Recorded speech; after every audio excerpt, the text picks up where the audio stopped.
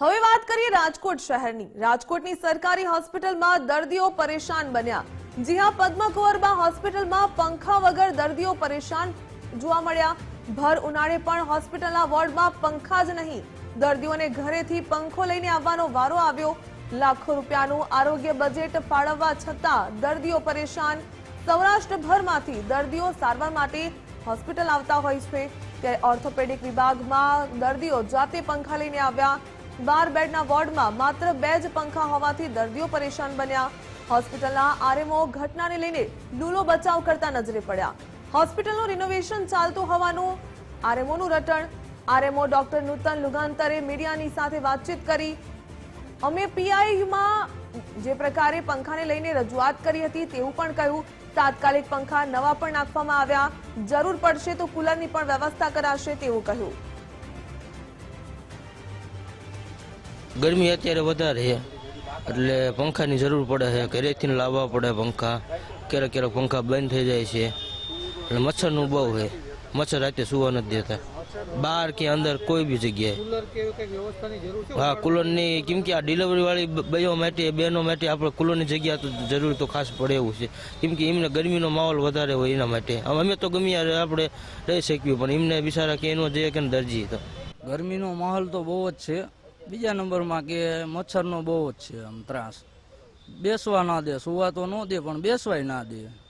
સારવાર તો છે પણ એમાં એવું છે અત્યારે તો મચ્છરની ને ગરમીની બહુ છે, કાળજી તો ફૂલ રાખવી પડે, કારણ કે અમે તો કઈડે તો વાંધો નહીં પણ નાના બચ્ચાને કઈડે તો થોડુંક ઓલું થાય, થોડીક કરવી પડે એમ કુલરની વ્યવસ્થા। રાજકોટની પદ્મકુંવરબા હોસ્પિટલ કે જ્યાં જે પ્રસૂતિ ગૃહ આવેલું છે ત્યાંના વિડીયો સોશિયલ મીડિયાની અંદર વાયરલ થઈ રહ્યા છે ને વિડીયોની અંદર જે રીતના જોવા મળી રહ્યું છે કે ભર ઉનાળાની સિઝન ચાલી રહી છે તેમ છતાં અનેક એવા વોર્ડ છે કે જેમાં પંખાની સુવિધા ન હોય એ પ્રકારના દ્રશ્યો સામે આવી રહ્યા છે।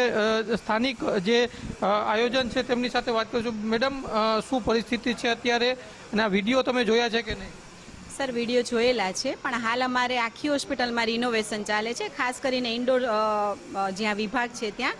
એટલે અત્યારે હાલ અમારે પેશન્ટ રાખવા માટે થોડી મુશ્કેલી સર્જાઈ રહી છે। આપણે અહીંયા જે રાખેલા હતા 2 પંખા બંધ હતા આ વોર્ડમાં જ્યાં પીએનસી છે, અને અત્યારે હાલ એલઆર અને પીએનસી વોર્ડમાં રિનોવેશનનું કામ ચાલુ છે।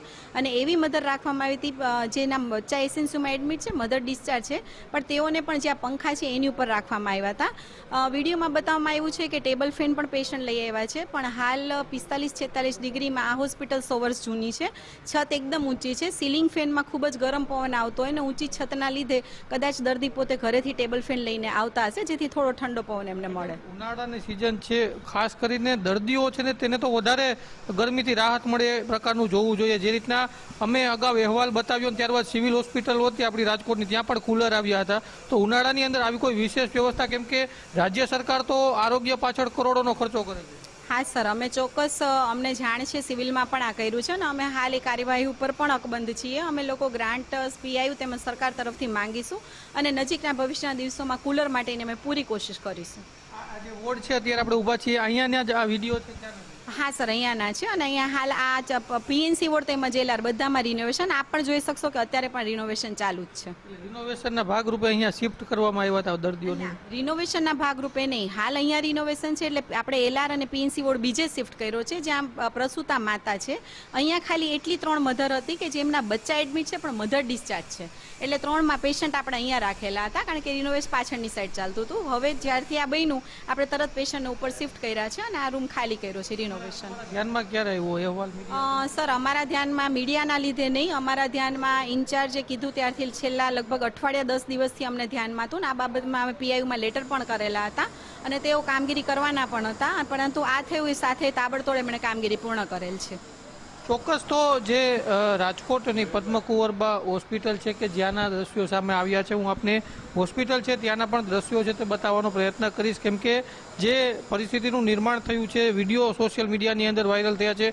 ગત વર્ષે ઉનાળાની સિઝન દરમિયાન જ જે પરિસ્થિતિનું નિર્માણ થયું હતું કે જે રાજકોટની સિવિલ હોસ્પિટલ છે ત્યાં પણ આ પ્રકારની બેદરકારી સામે આવી હતી। જોકે અહેવાલ બાદ, મીડિયાના અહેવાલ બાદ તંત્ર દોડતું થયું હતું।